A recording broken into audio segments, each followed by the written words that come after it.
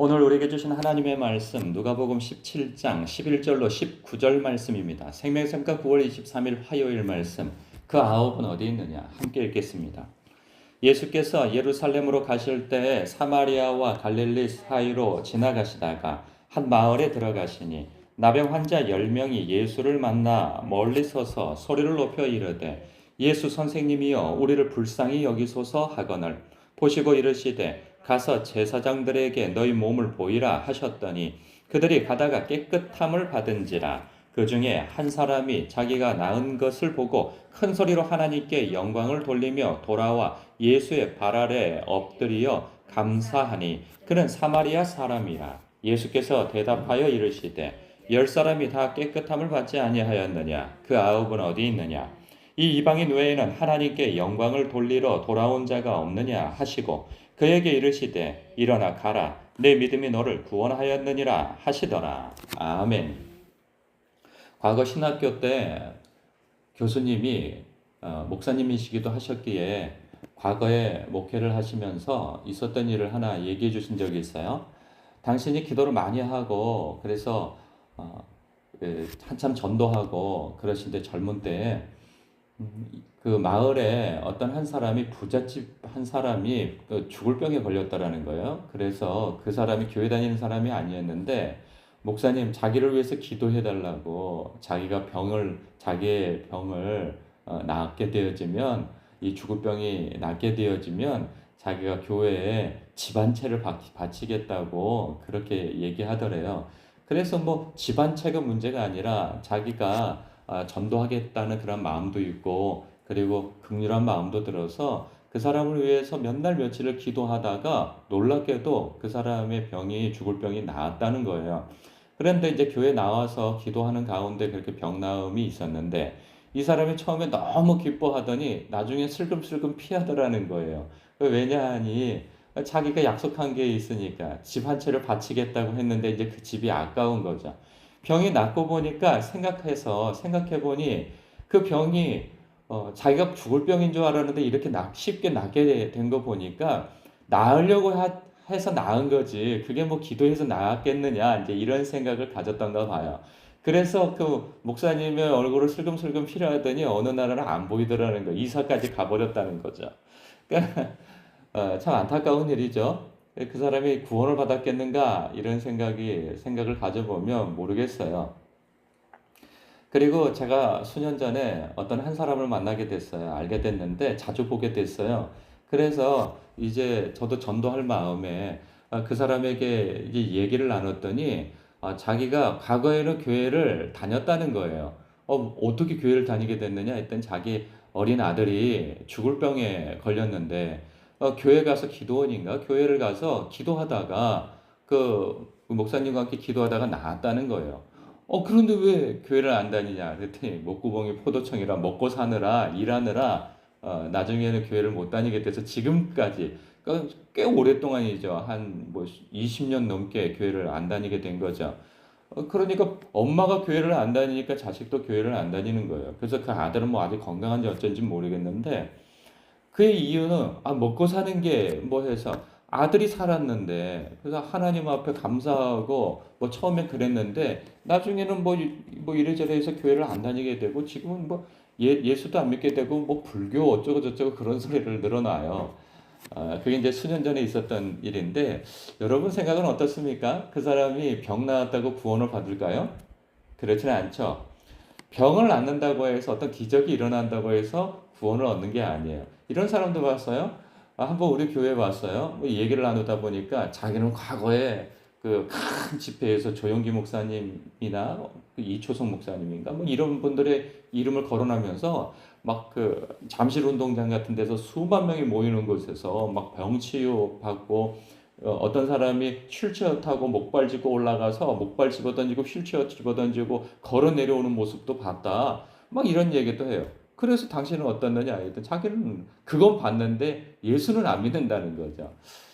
그 사람도 한 번 오고 안 오더라고요. 뭐 전화도 하고 뭐 그런데 안 해요. 기적을 체험하고 기적을 보고 했다고 해서 그가 구원을 받겠는가? 오늘 말씀 속에서도 예수님께서 사마리아와 예루살렘으로 가실 때 사마리아와 갈릴리 사이에 지나가시는 터에 나병 환자 10사람이 예수님을 불렀죠. 그도 소문을 들었던가 봐요. 그래서 예수 선생님이요 하고 자신들의 황망한 그러한 그 처지를 예수님께 아뢰었더니 예수님께서 흔쾌히 말씀하셔서 가서 너희의 제사장에게 보이라. 그러니까 가는 중에 낫게 되어진 거죠. 그러니까 그들은 제사장에게 깨끗함을 받았을 때 그걸 확인하느라 보여야 하는데 가는 도중에 나은 거예요. 그 자리에서 나은 게 아니고. 그런데 너무나도 기뻐서 거기서 갈리죠. 9사람은 제사장에게 뛰어가가지고 자신의 깨끗함을 보이고 어디로 갔겠어요? 가족들 품으로 뛰어갔겠죠. 그 다음에. 근데 이 한 사람은 제사장에게 가는 중에 그 가는 것을 멈추고 하나님께 영광을 돌리고 감사하면서 예수님께 뛰어 돌아온 거죠. 그리고 그 앞에 꿇어 엎드려 감사하며 하나님께 영광을 돌립니다. 이때 예수님께서 하시는 말씀은 이방인 외에는 하나님께 영광을 돌리러 돌아온 자가 없느냐. 와서 예수님께 감사했는데 예수님 하나님께 영광을 돌리는 사람이라고 얘기를 합니다. 즉 하나님께 영광을 돌리는 것은 예수님을 믿는 것이요. 예수님께 영광을 돌리는 것이 곧 하나님께 영광을 돌리는 것이라 예수님 그리 말씀하시는 거죠. 그래서 19절에 그에게 말씀하시는데 가라 내 믿음이 너를 구원하였다. 그러니까 예수님의 신성을 경험한 거예요. 그는 예수님 이전에는 소문만 들었고 다른 사람의 병자를 고쳐준다는 이야기를 들었으나 이제는 자신들이 목숨을 걸고 예수님 앞에 고쳐달라고 나섰다가 예수님 앞에 고침받고 하나님께 영광을 돌리면서 이분이 참으로 살아계신 하나님의 아들이시구나. 이분이 그리스도구나. 그들이 배운 바가 없었는지 어쩐지는 알 수 없어요. 그러나 그의 의식 속에서는 예수님의 신성을 경험하게 되어진 거죠. 그러면서 예수님을 믿게 되어졌으니 이것을 일컬어 내 믿음이 너를 구원하였다 말씀하고 있어요. 그러니까 그는 예수님께 와서 감사 고백하고 예수님의 신성을 경험하여 당신이 하나님의 아들 그리스도이십니다. 그 표현은 없으나 이 정황 속에서 그것이 묻어나는 것이죠. 그래서 내 믿음이 너를 구원하였다. 우리가 나름 교회 다니면서 어떤 체험이 있을 수 있어요. 그러나 그 체험이 그 사람을 구원해주는 표식이 될 수는 없는 거죠. 주님께로 나아갈 수 있는 통로는 될 수 있어도 그 자체가 구원 얻는 것은 아닌 것이죠. 그래서 우리는 착각하지 말아야 합니다. 저는 기도하다가 주님을 만났는데요. 저는 기도하다가 주님의 음성을 들었는데요. 병 나았는데요. 귀신이 쫓겨갔는데요. 이런 것 자체가 구원을 얻는 것은 아닌 거예요. 통로가 될 수 있는 거죠. 그래서 내가 예수 그리스도를 주로 고백하여 믿게 되어졌느냐? 그리하여서 그분의 말씀의 통치와 성령의 다스림 속에서 살아가고 있느냐? 이것이 중요한 것이죠. 예수님이 이런 말씀을 하세요. 이 사람 외에는 하나님께 영광을 돌리러 온 자가 없느냐? 영광을 돌리는 것 중요한 것이죠. 즉 감사하는 것 중요한 거예요. 우리 믿는 사람에게 있어서는 은혜 의식이 참 중요합니다. 은혜. 자격 없는 자에게 베푸신 하나님의 호의, 즉 영생을 얻게 되어졌다. 내가 자격이 없는데 하나님께서 나를 구원하셨다. 내가 죄인 되었을 때, 내가 하나님과 원수 되어졌을 때, 내가 약할 때, 허물과 죄로 죽었을 때 하나님께서 나 같은 자를 구원하시기 위하여서 독생자도 아끼지 아니하시고 예수님께서 당신의 생명을 아끼지 아니하시고 나 같은 자를 위하여서 벌레 같은 자를 위하여서 희생하셨다. 대속하셨다. 이것을 알아야 하는 것이죠. 그럴 때 우리는 어떤 큰 이슈가 있어야 꼭 감사한다라고 하기보다는 그냥 이 자체에 감사한 것이죠. 자체에. 우리는 꼭 이슈가 있어야 감사하려고 합니다. 병이 나아야 하나님께 감사 찬송하고 감사를 올려드리고 감사 헌금을 하고.